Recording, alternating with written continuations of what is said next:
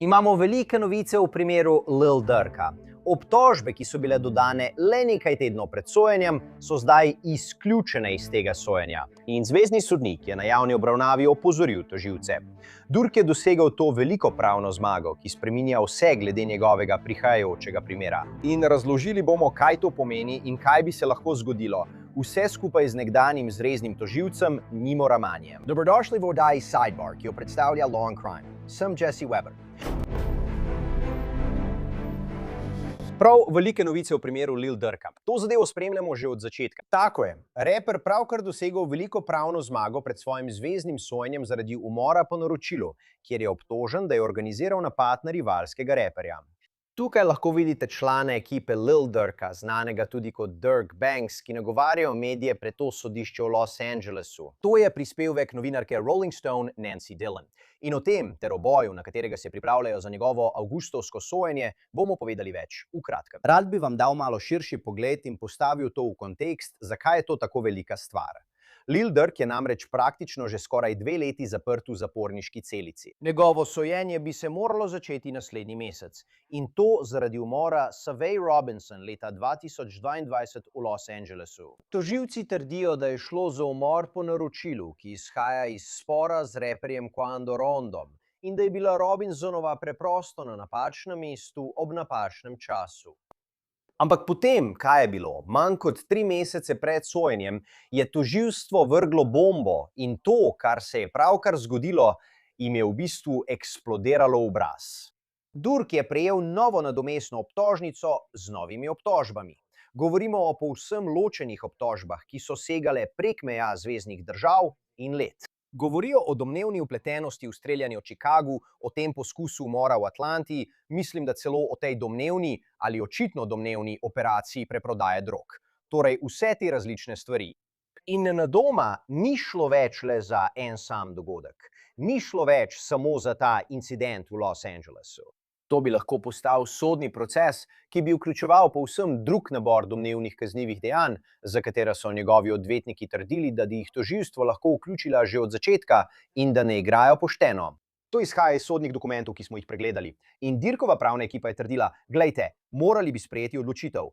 Ali bi šli na sojenje glede vsega tega in tvegali, da bodo morali zaprositi za dodatne zamude za pripravo, ali pa bi se borili za ločitev obtožb in nadaljevali z avgustovskim sojenjem, ki bi temeljilo izključno na domnevnem Robinsonovem umoru, kaj ne? In kaj so storili? Odločili so se za boj. Odločili so se za ločitev. Zmagali so. Zelo cenimo, kako temeljito je danes vse potekalo v tisti sodni dvorani. Zato vas bom vprašal, vi, ki ste bili v sodni dvorani in ste prebrali spise, da se zanesete na današnja sodnikova vprašanja in na točke, ki jih je izpostavil. In kot vi, a kar je najpomembneje, kot naš nedolžni klient Dirk Banks, in poudarjam, naš nedolžni klient Dirk Banks, veselimo se konca delovnega dne danes. To je bil odvetnik Dirka Banksa, Drew Finley, skupaj z drugimi člani njegove ekipe, vključno mimogrede z nekdanjim odvetnikom Young Thuga, Brianom Steelom. Kdor je spremljal ta primer, ga zelo dobro pozna. Ponovno to je z dovoljenjem novinarke revije Rolling Stone Nancy Dillon. Ampak tukaj postane zanimivo, ker sodnik ni preprosto podelil velike zmage s tem, da je ločil obtožbe. In zdaj se s tem ne bo soočal na obravnavi avgusta. V bistvu je v sodni dvorani javno okrcil tožilstvo. In to, kar je rekel, si lahko predstavljate, da je tožilce popolnoma presenetilo. Pregledali smo vse vloge v tem primeru. Predlog, odgovor tožilstva. Da kaj je imel sodnik povedati v tisti sodni dvorani? Veliko sodne drame. Prav, moram hitro nekaj povedati. Poglejte, tukaj v oddaji Sidebar pokrivamo veliko različnih nevarnih situacij, ki se dogajajo po svetu. Eno stvar, o kateri mislim, da ljudje premalo govorijo, je biti prizadet zaradi vdora v podatke. Vi, vaši ljubljeni, vse te zasebne informacije so nenehno v nevarnosti, da pridejo v javnost. Zato želim, da vsi poskrbite za varnost svojih podatkov na spletu. Tukaj je, kako to deluje. In inkognito poišče vse tiste stare objave in iskalna mesta, ki razkrivajo vaše podatke, nato pa zahtevajo njihovo odstranitev. Poglejte, bil sem šokiran. Izkazalo se je, da so imeli podatkovni baz podatke o meni in v nekaj dneh jih je Incogni odstranil. Nastavitev je zelo preprosta. Samo ustvarite račun. Incogni bo poskrbel za vse ostalo. In njihova funkcija po meri odstranjevanja pri neomejenih paketih vam omogoča, da pošljete določene povezave, ki jih bodo njihovi strokovnjaki za zasebnost osebno preverili in odstranili. Ne morejo vam škodovati, če vas ne morejo najti. Uporabite kodo SIDEBAR na spodnji povezavi. Dobite 60% popusta na letni paket na incognito.com/incognito.com/fan. V redu, zdaj bi rad povabil nekoga, ki lahko vse to razloži. Vesel sem, da ga vidim. Nima Ramani, nekdanji zvezni tožilec, strokovnjak na tem področju. Lepo te je videti, prijatelj. Hvala, da si vzel čas. Jesi, hvala, da si me povabil. Kot vedno gre za velik primer tukaj v Los Angelesu. Ali ljudje o tem govorijo? Seveda. Mislim, poglej, v glasbeni industriji je zdaj Brian Steele del ekipe, mislim, da bo o tem veliko poročal tudi tisk. Seveda, zvezno sodišče, brez kamer, ampak veliko ljudi tukaj to spremlja. Seveda lokalni mediji in tudi glasbena industrija. To je velika stvar. V redu, vesel sem, da lahko slišim tvoje mnenje o tem velikem razvoju dogodkov. Zdaj pa bi rad prešel na ta predlog, ki je vse to sprožila. Torej, Dirkovi odvetniki so vložili zahtevo za ločitev, da bi nove obtožbe ločili od sojenja v Los Angelesu. Njihov argument je bil precej preprost. Rekli so, lejte, na ta primer, v Los Angelesu na to sojenje so se pripravljali 20 mesecev, 21 mesecev, bili so pripravljeni na avgustovsko sojenje. In potem, manj kot 3 mesece pred tem sojenjem, je vlada vložila tretjo nadomestno obtožnico z vsemi temi novimi obtožbami, novimi očitki, kaj ne? Reketiranje. In tukaj je, kar so zapisali v predlogu, citiram, ker pozno dodane obtožbene točke Viacer ogrožajo ustavno zagotovljeno pravico gospoda Banksa do hitrega sojenja, bi moralo to sodišče te obtožbe ločiti od losangeleških obtožb in mu omogočiti hitro sojenje, ki ga je dosledno zahteval. Zamuda vlade pri vložitvi dodatnih obtožb in predložitvi dokazov v podporo tem obtožbam ni upravičena. Vsaka nadaljna preložitev bi bila izključno posledica ravnanja vlade in bi upravičevala zavrnitev tretje nadomestne obtožnice. Zdaj pa nima, kakšno je tvoje mnenje o tem, kaj obramba dejansko trdi tukaj? Ker, kot jaz razumem, imajo pravico, da tožilstvo postavijo pred zid. Poglejte, mislimo, da je naš klient nedolžen, želimo iti na sojenje. Ali je pošteno, da lahko vlada tik pred zdajci vrže te nove obtožbe, te nove trditve proti njim, kar bi lahko oviralo njegovo možnost, da gre na sojenje? Mislim, kaj si ti misliš o tem? Poglej, jaz sem tako zelo na strani tožilstva, kot je le mogoče, ampak tukaj moram dati prav obrambi. In očitno se je s tem strinjal tudi sodnik. Poglej, v priporu je že kar nekaj časa, mislim, da od oktobra 2024. Vlada je seveda nasprotovala varščini in sodnik se je z njimi strinjal. Torej, dejstvo, da imate obtoženca v priporu, imate razpisan datum sojenja naslednji mesec, zdaj pa boste vložili novo obtožnico, da dodate te obtožbe v drugi zvezni državi, ki vključujejo še en umor. Mislim, to je velik problem. Vi ste obramba, nimate časa za pripravo. Tako ste nekako ujeti v situacijo, kjer morate zaprositi za preložitev, kaj ne?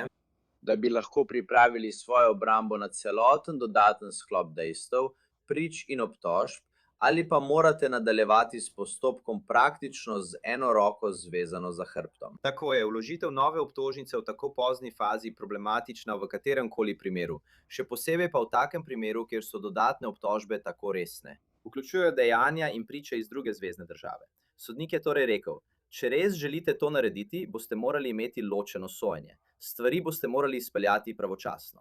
In se strinjam z odločitvijo sodnika tukaj. Mislim, da je ena izmed posebnosti tega, da je obramba opozorila, da je vlada že poskušala v tem primeru vnesti epizodo iz Chicaga, domnevni incident iz Chicaga. Očitno so vložili obvestilo, da želijo to uporabiti kot dokaz o drugih spornih ravnanjih, toda februarja so ga umaknili. Očitno so sodišču povedali, da to umikajo. Obramba je podala argument. Poglejte, sodišče se je zaneslo na ta umik. Navedli so sodnikove lastne besede z februarskega zaslišanja, citiram, predlog za ločitev zagotovo ni nepomemben predlog, vendar bi bilo to očitno precej močnejše, če bi dokazi iz Chicaga ostali v primeru.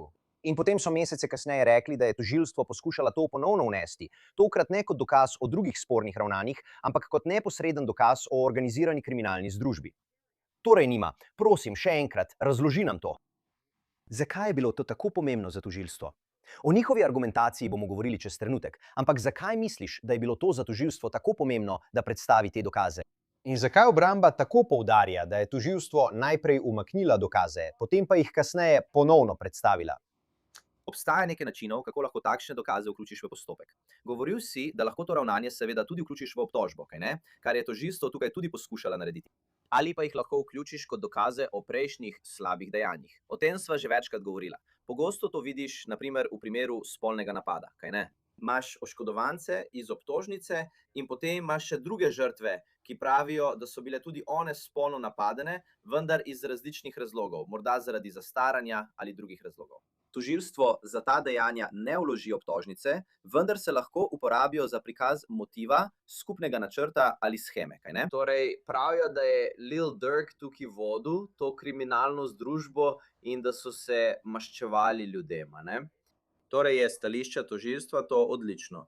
Več kot imaš žrtev, bolj očrniš obtoženca. Ni pomembno, ali gre za primer spolnega napada ali za primer umora po naročilu, kot ga imate tukaj, obstaja razlog, zakaj želi tožilstvo predstaviti takšne dokaze, vendar morajo biti sojenja poštena. Torej, ko govorimo o dokazih in pričah, po pravilu 404 mora tožilstvo takšno obvestilo zagotoviti obrambi. In obramba bo običajno, če lahko, izpodbijala te dokaze in sodnik mora odločiti, na primer, ali je to res relevantno. In res, ko gre za dokaze po pravilu 404 in spet govorimo o drugih primerih, so pritožbe na sodišča v zadnjem času bolj zadržana. To je razlog, da je bila prva obsodba Weinsteina razveljavljena na pritožbi. Prizivno sodišče v New Yorku je odločilo, da ne bi smeli pripeljati vseh teh drugih prič o slabih dejanjih. Tako imate tožilstvo v primeru Lil Durk, ki poda obvestilo, da bomo predstavili dokaze o teh drugih zločinih v drugih zveznih državah. Potem so ga umaknili, nato pa so ga ponovno vključili v obtožnico. Mislim, da je to del problema, kaj ne? Ves čas nihajo. In mislim, da je to razlog, zakaj je sodnik rekel, poslušajte, tega ne morete početi še posebej en mesec pred sojenjem. Prav, to je preveč škodljivo za pošteno sojenje. Ni pošteno. In mislim, da je bilo zanimivo. To je po poročanju revije Rolling Stone, ki je, mislim, imela prepis tega, kar se je zgodilo na tej obravnavi. In še bomo govorili o tem, kaj je rekel sodnik, vendar je sodnik okrožnega sodišča ZDA Michael W. Fitzgerald, ki je podelil zmago Durku, dejal, citiram: "Mislite, da boste imeli več možnosti za zmago, če bo incident v Chicagu sojen skupaj z umorom v Los Angelesu? To je očitno. Vi to obravnavate kot prednost, jaz pa kot napako. Skrbi me, da to ne bo pošteno. Tukaj sem, da zagotovim, da imata obe strani pošteno sojenje." Zdi se, da ima prav. Mislim, tožilstvo je očitno želelo predstaviti vse te dokaze, ker bi s tem okrepili svoj primer. Ampak hkrati, ali to priznava morebitne slabosti v primeru tožilstva glede umora po naročilu obtožbe v Los Angelesu? Priznava. In del izziva tukaj je, da se v takem primeru močno zanašaš na pričanja sodelujočih. To je težko, če si tožilec, ampak brez dvoma, če imaš dva morilca ali poskušalca umora namesto enega, je to močnejši primer. Porotniki morda ne bodo verjeli enemu, ampak drugemu pa bodo. In moram priznati zasluge Nancy Dillon iz revije Rolling Stone, novinarki, ki je bila tam in je bila fantastična. Zelo dobro jo poznam, vedno je na tekočem s temi primeri. Torej, ampak mislim, poglejte, sodnik Fitzgerald ima prav. Smo v 9. zveznem pritožbenem okrožju, enem najbolj liberalnih okrožij v državi. On razmišlja takole. Poslušaj, ni pomembno samo, da dosežeš obsodbo, Jesse. Pomembno je, da ta obsodba zdrži tudi pritožbo. In veš, to bi bila avtomatična pritožbena točka, če bi bil Lil Durk obsojen in bi sodnik tožilstvu dovolil, da v zadnjem trenutku spremeni obtožnico. Poglej, in obramba je opozorila na časovni potek vsega, kaj ne? Vlada je vložila to tretjo spremenjeno obtožnico 4. junija. Omenil sem, da je bilo to manj kot 3 mesece pred sojenjem. Predložili so ogromno novih dokazov. Obramba je v svojem argumentu trdila, glejte, ti dokazi so zahtevali 1 terabajtni trdi disk. To je veliko podatkov za pregled v tako kratkem času.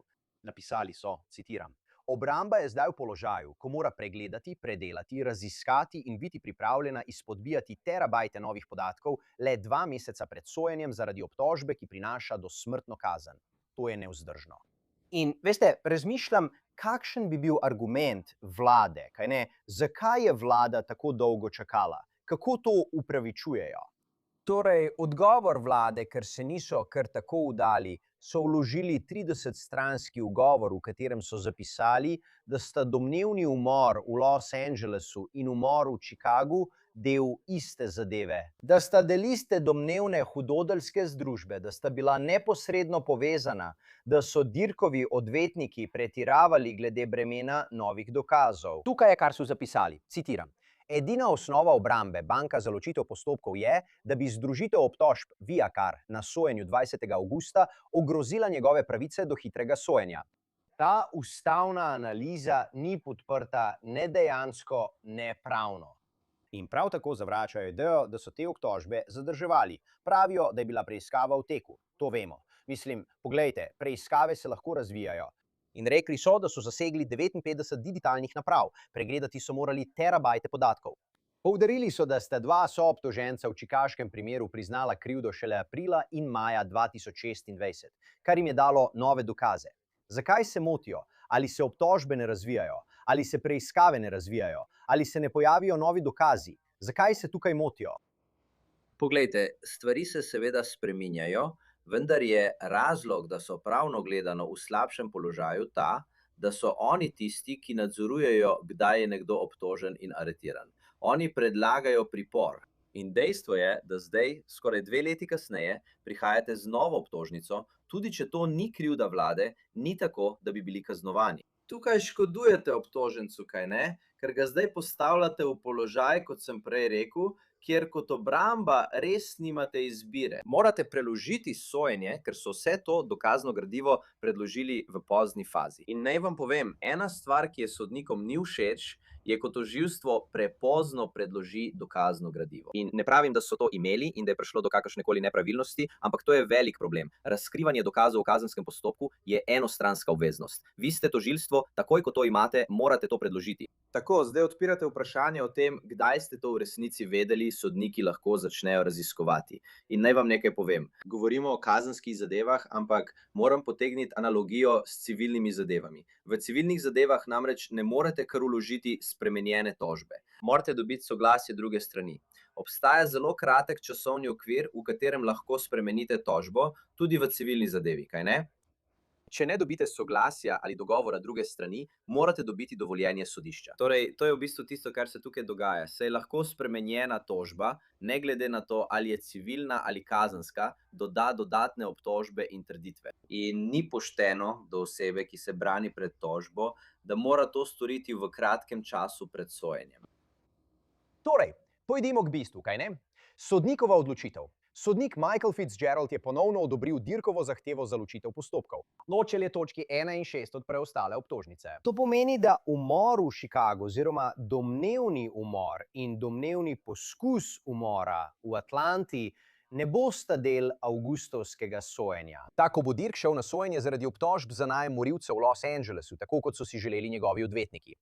Ampak res moram povedati, kaj je naredil sodnik, ker ni samo podpisal odredbe in šel naprej brez razlage.